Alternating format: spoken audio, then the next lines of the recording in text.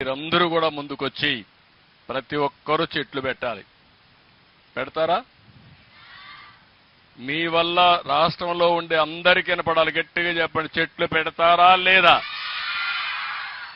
పెట్టిన చెట్టుకు నీరు పోస్తారా లేదా? మొట్టమొదటి చెట్టు ఒకటి పెట్టండి. ఆ చెట్టుకు మీ తల్లి పేరు చెప్ప, అమ్మ పేరు పెట్టండి.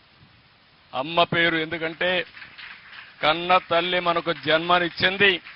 ఆ తల్లి రుణం తీర్చుకోవడానికి ఒక చెట్టు పెడతామని గట్టిగా మీరందరూ చెప్పాలి. పెడతారా? మళ్ళీ నేను వచ్చి చూడొచ్చునా?